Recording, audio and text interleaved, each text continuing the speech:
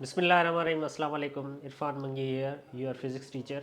अॼु असां कुझु नवनि टॉपिकनि सां तव्हांजे साम्हूं हाज़िर थिया आहियूं जीएसटी जी प्रिपरेशन जे हवाले सां। टॉपिक आहे पहिरियों असांजो काइनेटिक एनर्जी। डेफिनेशन लिखियलु आहे the energy possessed by a body due to its motion. कंहिं बि बॉडी में जेका एनर्जी प्रोड्यूस थींदी आहे उहा उन जे मोशन जे करे जेका प्रोड्यूस थिए उनखे असां काइनेटिक एनर्जी चवंदा आहियूं। यानी को बि ऑब्जेक्ट अगरि मोशन में आहे त उन वक़्तु उन में जेका एनर्जी हूंदी आहे उहा काइनेटिक एनर्जी हूंदी आहे। जेकॾहिं मोशन में हूंदो त उन में का न का वेलोसिटी हूंदी, यानी कंहिं न कंहिं वेलोसिटी सां मूव कंदो रहंदो उहो ऑब्जेक्ट। त वेलोसिटी जे करे जेका कंहिं बि ऑब्जेक्ट में एनर्जी प्रोड्यूस थींदी आहे उनखे काइनेटिक एनर्जी चवंदा आहियूं। हाणे काइनेटिक एनर्जी जो जेको फार्मूलो आहे उहो आहे काइनेटिक एनर्जी बराबरि आहे हाफ 1/2 खे जेको आहे असां हाफ चवंदा आहियूं। ही हाफ उन खां पोइ उन ऑब्जेक्ट जो मास ऐं वेलोसिटी जो स्क्वायर। ठीकु आहे, त इन फार्मूले सां असां काइनेटिक एनर्जी मालूम करे सघूं था पिया। ठीकु आहे, त हाणे इन जी डेरिवेशन कोन था कयूं त हीउ फार्मूलो जेको आहे किथां आयो। बसि असांखे सिंपली जेको आहे फार्मूलो जेको आहे यादि करिणो आहे ऐं रिलेशन जेको आहे उहो यादि करिणो आहे। ठीकु आहे, त काइनेटिक एनर्जी जो फार्मूलो 1/2 mv²। ऐं एम जेको आहे शो करे थो पियो मास ऑफ ऑब्जेक्ट खे, ऐं वी जेको आहे उहा शो करे थी पई वेलोसिटी ऑफ एन ऑब्जेक्ट। अच्छा, हिन जो यूनिट जेको आहे उहो काइनेटिक एनर्जी जेका आहे उहा एनर्जी आहे, त एनर्जी जो जेको यूनिट हूंदो आहे जोल आहे। ही हिन जो यूनिट आहे जोल, जंहिंखे असां जे सां शो कंदा आहियूं। हाणे इहो कीअं थियो जोल, त हिनखे ड्राइव कयूं त मास जो आहे किलोग्राम ऐं वेलोसिटी आहे मीटर पर सेकेंड। वेलोसिटी जे मथां स्क्वायर आहे त हिन मीटर पर सेकेंड जे मथां बि स्क्वायर कंदासीं त हीअ थींदो kg metre square second square. अच्छा, जेकॾहिं हिकिड़ो मीटर असां अलॻि करे लिखूं, यानी मीटर स्क्वायर खे असां ईअं करे लिखूं मीटर इंटू मीटर, तॾहिं बि ठीकु आहे। ऐं हीअ थींदो kg मीटर पर सेकेंड स्क्वायर, ऐं हीअ जेको एम जेको आहे उहो अलॻि करे लिखीसीं। हीअ kg मीटर पर सेकेंड स्क्वायर जेको आहे उहो बराबरि आहे न्यूटन जे, newton into metre. Newton into metre जेको आहे उहो बराबरि हूंदो आहे जोल जो। हाणे यानी काइनेटिक एनर्जी जो जेको आहे यूनिट आहे उहो असांजो जोल आहे। ठीकु आहे, हाणे काइनेटिक एनर्जी जेका आहे उहा डिपेंड छा ते कंदी आहे, सभ खां पहिरियों डिपेंड कंदी आहे मास ते। जेकॾहिं कंहिं बि ऑब्जेक्ट जो मास जेको आहे उहो हेवियर आहे त उनजी काइनेटिक एनर्जी वधीक हूंदी।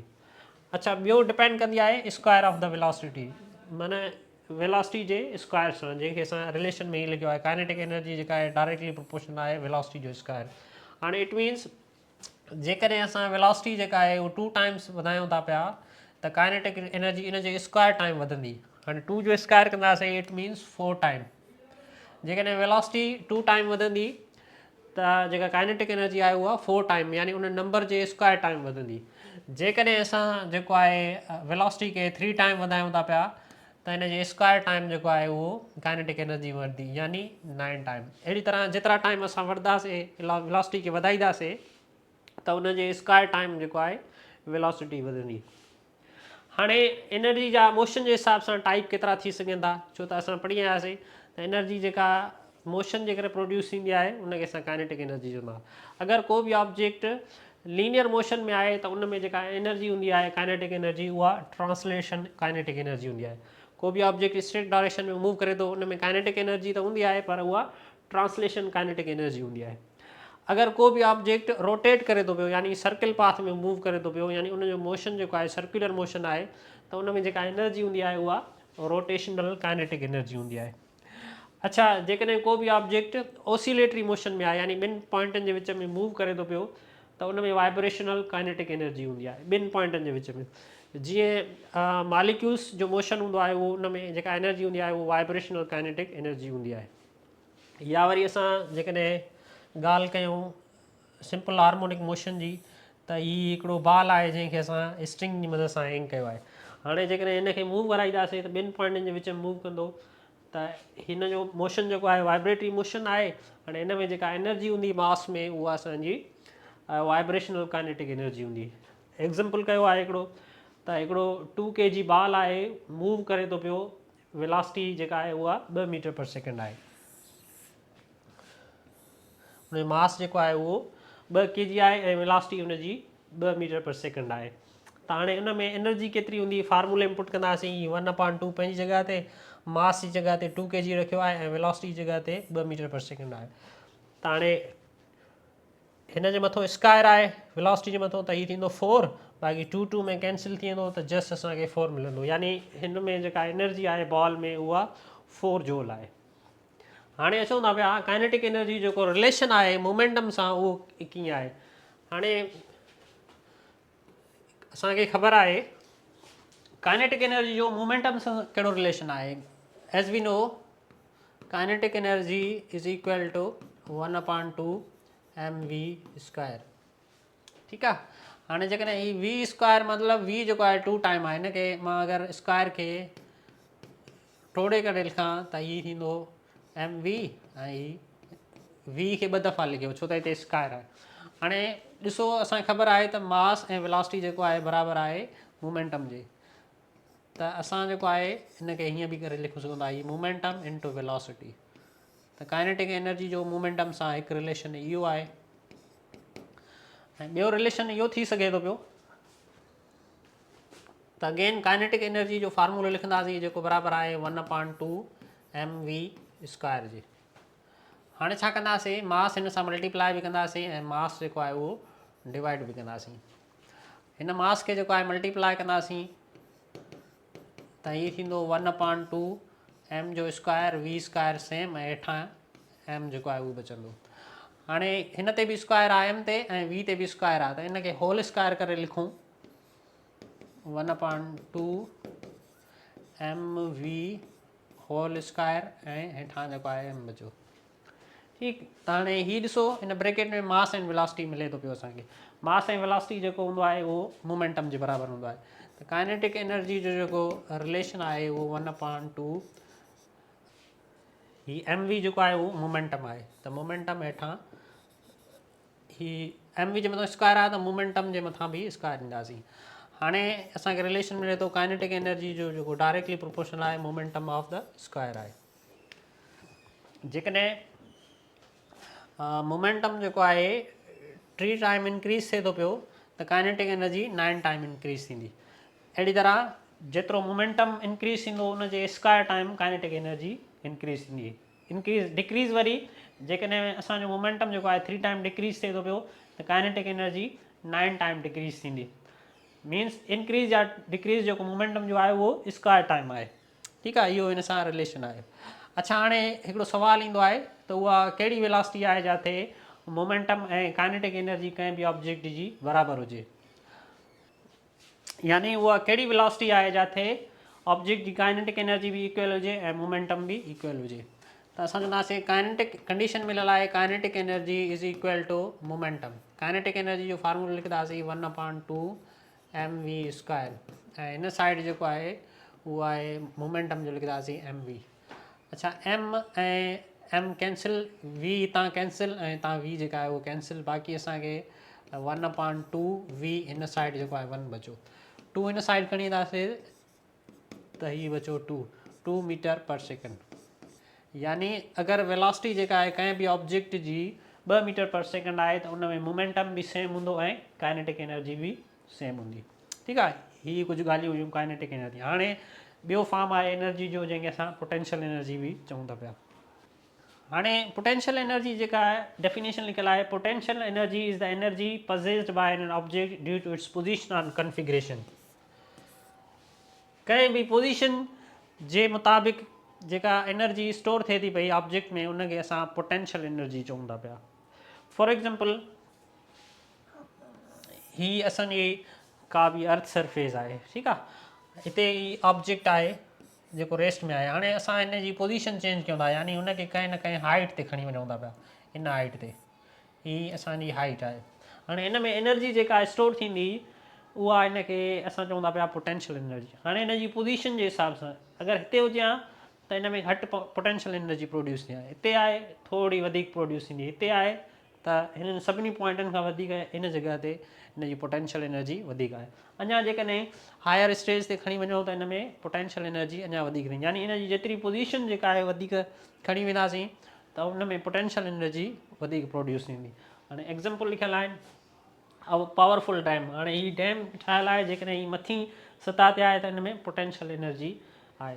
हाणे इहो ई सबबु आहे त घर जा जेके टैंक हूंदा आहिनि, असां उनखे मीन्स जेका मथे फ्लोर हूंदी आहे उन ते टैंकी कंदा आहियूं, त जीअं पाणी में पोटेंशियल एनर्जी प्रोड्यूस थिए ऐं उहो ईज़िली हेठि फ्लो करे सघे। कॾहिं बि इहो न आहे त टैंकी खे असां जेको आहे ज़मीन में जेको आहे उहो हेठि हणूं, जेकॾहिं हणंदासीं त वरी उन में पोटेंशियल एनर्जी न हूंदी, असांखे कंहिं ॿिए एनर्जी सां जेको आहे उनखे वरी मथे पाणी खे छिकिणो पवंदो। जेकॾहिं मथे पाणी जी टैंकी हूंदी त उहो ऑटोमेटिक जेको आहे पाण फ्लो थी वेंदो, छाजे करे त उन में पोटेंशियल एनर्जी मतिलबु पोटेंशियल एनर्जी कंहिं बि ऑब्जेक्ट जी पोजीशन जे हिसाब सां जेका एनर्जी स्टोर थींदी आहे उनखे पोटेंशियल एनर्जी चवंदा आहियूं। हाणे पोटेंशियल एनर्जी जो जेको फार्मूलो आहे उहो आहे mgh। हाणे m जेको आहे उहो शो करे थो पियो उन ऑब्जेक्ट जो मास, ऐं g जेका आहे उहा एक्सेलरेशन ड्यू टू ग्रेविटी आहे, ऐं h जेका आहे उहा उनजी हाइट आहे या वरी उनजी पोजीशन आहे। हाणे इनखे त इनजी डेरिवेशन कोन था कयूं, सिंपली तव्हां यादि करे छॾियो त पोटेंशियल एनर्जी जेका हूंदी आहे उहा mgh जे बराबरि हूंदी आहे। m मतिलबु मास, g मतिलबु एक्सेलरेशन ड्यू टू ग्रेविटी, ऐं h मतिलबु हाइट। अच्छा, हिन जो जेको यूनिट आहे उहो सेम आहे, जोल ई आहे, छो त ही आहे एनर्जी। एनर्जी जेका बि हूंदी आहे उनजो एसआई यूनिट जेको हूंदो आहे उहो जोल हूंदो आहे, त पोटेंशियल एनर्जी जो जेको यूनिट आहे उहो जोल आहे, ऐं एनर्जी जेका हूंदी आहे उहा स्केलर क्वांटिटी हूंदी आहे, हिनखे को बि डायरेक्शन न हूंदो आहे। ॿिया कुझु एग्ज़ाम्पल लिखियल आहिनि, त हाणे ही स्प्रिंग आहे,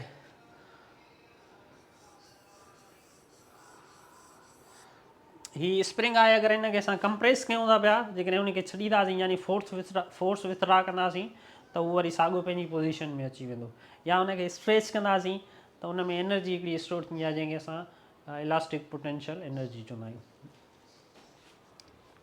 हाणे उन खां पोइ टाइप आहिनि पोटेंशियल एनर्जी जा। हिकिड़ा हूंदा आहिनि gravitational potential energy, gravitational potential energy ही हिन जो टाइप आहे। हाणे अहिड़े ई माना जेको ग्रेविटी फोर्स आहे उन जे करे जेका एनर्जी स्टोर थींदी आहे, जीअं हाइट जो मिसाल ॾिनो त ज़मीन जे सरफेस खां मथे खणी वेंदासीं त इन में जेका एनर्जी थींदी उहा एक्सेलरेशन ड्यू टू ग्रेविटी या ग्रेविटी जे फोर्स जे करे थींदी, त इनखे जेका आहे असां ग्रेविटेशनल पोटेंशियल चवंदा आहियूं। ॿी असांजी हूंदी आहे इलास्टिक पोटेंशियल एनर्जी। हाणे जेके बि इलास्टिक मटीरियल हूंदा आहिनि उन में उनखे जेकॾहिं असां स्ट्रेच कंदा आहियूं या कंप्रेस कंदा आहियूं त उन में जेका एनर्जी प्रोड्यूस थींदी आहे उहा इलास्टिक पोटेंशियल एनर्जी प्रोड्यूस थींदी आहे। हाणे इलास्टिक मटीरियल कहिड़ा हूंदा आहिनि, मिसाल जीअं रबड़ थी वियो असांजो, या लो जी फुट स्केल आहे। हाणे इलास्टिक प्रॉपर्टी जंहिंमें हुजे, इलास्टिक प्रॉपर्टी छा, त कंहिं बि ऑब्जेक्ट जी जहिड़ी पोजीशन जंहिंखे असां डिस्टर्ब कयूं यानी डिफॉर्म कयूं, वरी उन सां फोर्स जेको आहे उहो हटाए छॾियूं त उहो पंहिंजी ओरिजिनल पोजीशन में अचे, त उन प्रॉपर्टी खे इलास्टिक प्रॉपर्टी चइबो आहे। फॉर एग्ज़ाम्पल रबड़ आहे, उनखे ईअं स्ट्रेच कयूं था पिया, या स्प्रिंग आहे उनखे स्ट्रेच कयूं था पिया, जॾहिं फोर्स सां हटाए छॾींदासीं, विथड्रॉ करे छॾींदासीं त अगेन उहो पंहिंजी पोजीशन में ईंदा। कंहिं लिमिट ताईं असां उन्हनि जी पोजीशन खे डिस्टर्ब कयूं था त उहो पंहिंजी पोजीशन रीगेन करनि था पिया, त उन प्रॉपर्टी खे असां इलास्टिक प्रॉपर्टी चवंदा आहियूं। ठीकु आहे, हाणे इलास्टिक प्रॉपर्टी जे करे जेका एनर्जी स्टोर थींदी आहे कंहिं बि ऑब्जेक्ट में उनखे इलास्टिक पोटेंशियल एनर्जी चइबो आहे। हाणे मोमेंटम त पढ़ियो आहे, पर law of conservation of momentum खे हीअं डिस्कस कंदासीं, छो त इहो जेको रिलेटेड आहे उहो काइनेटिक एनर्जी ते आहे। त पहिरियों मूं सम्झो तव्हांखे काइनेटिक एनर्जी सम्झाइजे, पोइ वरी तव्हांखे law of conservation of momentum चइबो। हाणे उनखां पहिरीं असां जेको आहे कोलिजन जा टाइप पढ़ंदासीं। त हिकिड़ो कोलिजन हूंदो आहे, कोलिजन मतिलबु टकराव। जीअं ही तस्वीर ठाही आहे त हिकिड़ो बाल आहे जंहिंखे असां मास 1 जो नालो ॾिनो आहे, ऐं ॿियो बाल आहे जंहिंखे मास 2 जो नालो ॾिनो आहे। हाणे ही पाण में टकराइजनि था पिया त इनखे असां कोलिजन चवंदासीं। हाणे हिकु कोलिजन हूंदो आहे इलास्टिक कोलिजन,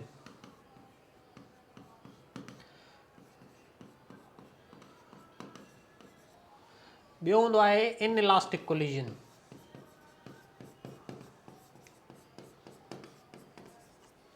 ठीकु आहे, इलास्टिक कोलिजन में छा हूंदो आहे त ही बिफोर कोलिजन आहे, माना टकराव खां पहिरें जेके ऑब्जेक्ट आहिनि। मिसाल तौरु हिननि में जेका मोमेंटम आहे उहो कुझु आहे, ऐं काइनेटिक एनर्जी बि कुझु न कुझु काइनेटिक एनर्जी आहे। जॾहिं ही टकराइजनि था पिया, टकराइजनि खां पोइ माना आफ्टर कोलिजन, यानी हिननि जी काइनेटिक एनर्जी ऐं मोमेंटम जेको आहे सेम ई आहे जेको हिन जो बिफोर कोलिजन हुयो। मिसाल तौरु हिते मोमेंटम जेको आहे 2 आहे मैग्नीट्यूड में, ठीकु आहे, ऐं हिन जी काइनेटिक एनर्जी 4 आहे। ठीकु आहे, त हिते बिफोर कोलिजन बि ओतिरो ई हुयो, त इन यानी उनजो जेको काइनेटिक एनर्जी आहे ऐं मोमेंटम आहे उहो बिफोर ऐं आफ्टर कोलिजन सेम रहे, त उन कोलिजन खे असां इलास्टिक कोलिजन चवंदा आहियूं। ठीकु आहे, यानी इन में मोमेंटम ऐं काइनेटिक एनर्जी जेका आहे उहा कंज़र्व हुजे, सेम रहे बिफोर एंड आफ्टर कोलिजन। उन खां पोइ इन इलास्टिक कोलिजन छा हूंदो आहे त इन में मोमेंटम त जेको आहे सेम रहंदो आहे, पर काइनेटिक एनर्जी सेम न रहंदी आहे। काइनेटिक एनर्जी चेंज थी वेंदी आहे, उहो कंहिं ॿिए फॉर्म में थी वेंदी आहे। फॉर एग्जांपल हीट एनर्जी में कन्वर्ट थी वेंदी आहे, या साउंड एनर्जी में कन्वर्ट थी वेंदी आहे, या कंहिं ॿिए सोर्स में जेको आहे कन्वर्ट थी सघे थी पई। त इन इलास्टिक में काइनेटिक एनर्जी जेका आहे उहा चेंज थींदी, बिफोर ऐं आफ्टर कोलिजन उहा सेम न हूंदी, डिफरेंट हूंदी। ठीकु आहे, बाक़ी मोमेंटम जेको आहे उहो सेम हूंदो। इलास्टिक कोलिजन में आफ्टर ऐं बिफोर ॿई सेम हूंदा, काइनेटिक एनर्जी ऐं मोमेंटम। इन इलास्टिक में छा हूंदो त मोमेंटम त सेम हूंदो, पर काइनेटिक एनर्जी डिफरेंट हूंदी। हाणे चवंदा पिया law of conservation of momentum ते, त इन जी स्टेटमेंट लिखियल आहे the total momentum of a system. Total मतिलबु बिफोर ऐं आफ्टर कोलिजन उनजो जेको सम हूंदो उहो सेम ईंदो, remain constant means same if no external force, जेकॾहिं को ॿाहिरियों फोर्स उन ते जेको आहे एक्ट नथो करे। इट मीन्स जेको सिस्टम हुजे असांजो आइसोलेटेड सिस्टम हुजे, त इनखे असां ईअं बि डिस्क्राइब करे सघूं था पिया, in an isolated system the amount of momentum before and after collision is same is called law of conservation of momentum. यानी मोमेंटम जो जेको आहे आइसोलेटेड सिस्टम में amount before and after collision उहो असांजो सेम हूंदो आहे। ठीकु आहे, त हाणे हिननि जी जेको ही इक्वेशन आहे उनखे ड्राइव कोन था कयूं, डायरेक्ट मां तव्हांखे ॿुधायां थो पियो। त बिफोर कोलिजन जेको आहे असांजो मोमेंटम ॿिन्हिनि साइडनि जो यानी ॿिन्हिनि मासनि जो केतिरो हूंदो, त ही m1 ऐं u1। हाणे u1 हिते शो करे थो पियो इनिशियल वेलोसिटी, जॾहिं ही ऑब्जेक्ट हिन तरफ़ मूव करे थो, यानी ही कोलाइजन करणु वञनि था पाण में, त ही u जेका आहे उहा इन जी इनिशियल वेलोसिटी आहे, ऐं ही इन जी इनिशियल वेलोसिटी आहे। u1 इन करे ॾिनो आहे त ही मास 1 जी जेका आहे इनिशियल वेलोसिटी आहे, u2 इन करे ॾिनो आहे त it is the velocity of mass 2।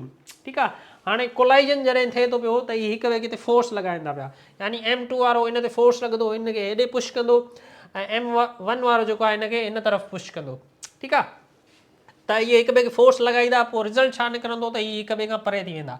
हाणे कोलाइजन खां पोइ जेका आहिनि वेलोसिटी आहे उनखे असां फाइनल वेलोसिटी चयो आहे। हाणे फाइनल वेलोसिटी खे 20,000 कयो आहे, ऐं v2 मतिलबु ही वेलोसिटी जेका आहे मास 2 जी आहे, ऐं v1 मतिलबु ही वेलोसिटी जेका आहे मास 1 जी आहे। ठीकु आहे, त हाणे बिफोर कोलिजन जेको उनजो सम आहे मोमेंटम ॿिन्ही ऑब्जेक्टनि जो उहो आहे मास 1 ऐं इनिशियल वेलोसिटी 1। ठीकु आहे, यानी मास 1 जी, उनखे प्लस कंदासीं मास 2 ऐं u2 सां, हे यानी इन जी इनिशियल वेलोसिटी। आफ्टर कोलिजन छा थींदो, उन्हनि में वेलोसिटी जेका आहे उहा असांजी चेंज थींदी, मीन्स सेम न रहंदी, पर जॾहिं सम कंदासीं त उहा सेम रहंदी, यानी मोमेंटम काइनेटिक एनर्जी सेम रहंदी। त ही आहे v1 मीन्स फाइनल वेलोसिटी कंहिंजी मास 1 जी। ठीकु आहे, ऐं v2 मतिलबु फाइनल वेलोसिटी मास 2 जी। अच्छा, ही जेके वेलोसिटीज़ आहिनि यानी मोमेंटम आहिनि उहे आफ्टर कोलिजन आहिनि, त ही जेका साइड आहे उहा असांजी बिफोर कोलिजन आहे, ऐं ही जेके असांजो सम ऑफ मोमेंटम आहिनि उहा आहे आफ्टर कोलिजन। हिन ॿिन्हिनि खे जेकॾहिं असां प्लस कंदासीं त ॿिन्हिनि जो जवाबु जेको हूंदो उहो सेम ईंदो। फॉर एग्ज़ाम्पल हिन साइड जेको आहे असांजे 50 जेको आहे उहो न्यूटन इंटू सेकेंड मोमेंटम अचे थो पियो, त हिन साइड बि आफ्टर कोलिजन असांजो 50 न्यूटन सेकेंड थो अचे। ठीकु आहे, त मोमेंटम जेको ॾिसो हेॾे बि 50 आहे, हेॾे बि 50 आहे, जेकॾहिं असांखे वैल्यू मिलियल हुजे हिते पुट करे त असांखे जवाबु जेको आहे ॿिन्ही साइड सेम ईंदो। हाणे सादनि लफ़्ज़नि में अगरि मां चवां त जेको मोमेंटम आहे बिफोर एंड आफ्टर कोलिजन उहो असांजो सेम रहे थो पियो, त हिनखे law of conservation of momentum चवूं था पिया। हाणे उन खां पोइ असांजो जेको टॉपिक आहे उहो आहे टॉर्क। टॉर्क खे मूवमेंट ऑफ फोर्स बि चयो वेंदो आहे। Torque is a turning effect of force, turning effect of force about an axis और पिवट पॉइंट, यानी जेकॾहिं को बि ऑब्जेक्ट खे असां फोर्स लॻायूं था पिया उन में टर्निंग इफेक्ट अचे थो पियो, त उनखे असां टॉर्क चऊं था पिया। ही एग्ज़ाम्पल ॾिना आहिनि opening a door, tightening a nut with a wrench. हाणे ही गाॾी जो स्ट्रिंग आहे, असां हिन ते फोर्स लॻायूं था पिया त हिन में टर्निंग इफेक्ट पैदा थिए थो, यानी ही सर्कुलर मोशन में मूव कंदो आहे। ठीकु आहे, माना उन में ईअं ज़रूरी न आहे त हाणे फुल सर्किल जेको आहे उहो मूव करे। जेकॾहिं डोर जो एग्ज़ाम्पल आहे त हीउ ॾिसो डोर असांजो फुल सर्किल में जेको आहे उहो मूव न कंदो आहे, ठीकु आहे। पर असांखे लॻंदो इहो आहे त जेकॾहिं असां हिनखे फुल मूव करायूं त इहो सर्किल में मूव कंदो, यानी हुन में टर्निंग इफेक्ट जेको आहे उहो पैदा थिए। हुन खां पोइ ॿिया एग्ज़ाम्पल आहिनि सीसा। जेकॾहिं असां हिनखे फोर्स लॻायूं त उहो इन डायरेक्शन में मूव कंदो ऐं हीउ जेको आहे अपवर्ड डायरेक्शन में वेंदो। ॾिसो हिन में हीउ फुल सर्किल में त मूव न कंदो, पर असांखे ईअं लॻंदो त हिन में टर्निंग इफेक्ट पैदा थिए थो पियो। अच्छा, जॾहिं असां नट खे ऑन कंदा आहियूं त हीउ ॾिसो रेंच सां हिन जे ज़रिए फोर कयूं त नट जेको आहे उहो सर्किल में मूव करे थो पियो, त इनखे असां चवंदा आहियूं टॉर्क। माना कंहिं बि ऑब्जेक्ट ते फोर्स लॻायूं त उन में टर्निंग इफेक्ट पैदा थिए, उन में टर्निंग इफेक्ट पैदा थिए त उन इफेक्ट खे जेको आहे असां जेको आहे टॉर्क चवंदा आहियूं। हाणे हिकु हूंदो आहे हीअ असांजो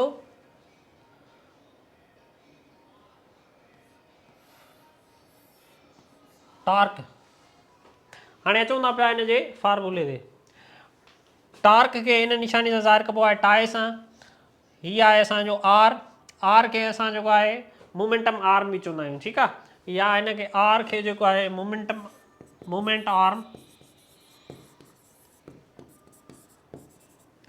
या हिनखे पोजीशन वेक्टर बि चइबो आहे, पोजीशन वेक्टर, ठीकु आहे। ऐं फोर्स जेको असां अप्लाई कयूं था पिया, हीअ आहे फोर्स। अच्छा, उन्हनि जे विच में फोर्स ऐं मोमेंटम आर में जेका एंगल ठहे थी पई उनखे थीटा सां ज़ाहिर कबो, ठीकु आहे। हाणे इनखे असां ईअं बि लिखी सघंदा आहियूं, टॉर्क खे momentum arm multiply F. Torque जेको आहे वेक्टर क्वांटिटी आहे। अच्छा, हीअ जेका आहे असां वटि वेक्टर प्रोडक्ट आहे, इन करे असां हिते साइन थीटा जेको आहे उहो यूज़ कयूं था पिया। जेकॾहिं असां वटि डॉट प्रोडक्ट या स्केलर प्रोडक्ट हुजे हा त पोइ वरी कॉस थीटा यूज़ कयूं था। हाणे हीअ जेका थीटा आहे उहा शो करे थी पई त फोर्स ऐं मोमेंटम आर्म में कहिड़ी एंगल आहे। जेकॾहिं इहे ॿई पाण में परपेंडिकुलर हूंदा तॾहिं असांजो फोर्स जेको आहे उहो मैक्सिमम हूंदो। परपेंडिकुलर छा हूंदा असांजा, हिकु मोमेंटम आर्म ऐं ॿियो फोर्स। परपेंडिकुलर जी ही निशानी आहे, परपेंडिकुलर जॾहिं हूंदा त 90 जी एंगल ठहंदी ऐं हिते टॉर्क जेको आहे उहो मैक्सिमम हूंदो, ठीकु आहे। जेकॾहिं पाण में पैरेलल हूंदा त हिते जेका एंगल ठहंदी उहा थीटा ठहंदी उहा 0 ठहंदी ऐं टॉर्क जेको आहे उहो 0 थींदो, ठीकु आहे। ईअं एंगल जे हिसाब सां इन जो मैग्नीट्यूड असां फाइंड करे सघूं था पिया। अच्छा, हाणे हिन जी ॻाल्हि कयूं था, इहो वेक्टर क्वांटिटी आहे, हिनखे डायरेक्शन हूंदो आहे। डायरेक्शन जेको आहे असां राइट हैंड रूल जी मदद सां मालूम करे सघूं था पिया। अच्छा, जेको हीअ असांजो पोजीशन वेक्टर आहे ऐं असांजो फोर्स आहे उनखे राइट हैंड रूल्स बाक़ी जेके फिंगर्स आहिनि उन में ॾींदासीं, उन सां शो कंदासीं। बाक़ी जेको थंब हूंदो उहो असांजो शो कंदो डायरेक्शन ऑफ टॉर्क। पोइ असांजो एंटी क्लॉक वाइज़ बि हूंदो या वरी क्लॉक वाइज़ बि हूंदो, ठीकु आहे। अच्छा, हिन जे यूनिट ते हाणे अचूं त हीअ असांजो जेको आहे डिस्टेंस आहे, ठीकु आहे। आर मतिलबु डिस्टेंस या डिस्प्लेसमेंट मतिलबु मोमेंटम आर्म आहे, पोजीशन वेक्टर आहे, त हीअ असांजो थींदो मीटर ऐं फोर्स जो आहे न्यूटन, त टॉर्क जो आहे न्यूटन मीटर। अच्छा, वर्क जो बि न्यूटन मीटर आहे, पर हिते टॉर्क खे असां हिन ही बराबरि जेको आहे जोल जे आहे, त हिते असां हिनखे जोल जे बराबरि न वठंदासीं, सिंपली हिनखे चवंदासीं न्यूटन इंटू मीटर, ठीकु आहे। अॼु लाइ एतिरो काफ़ी आहे।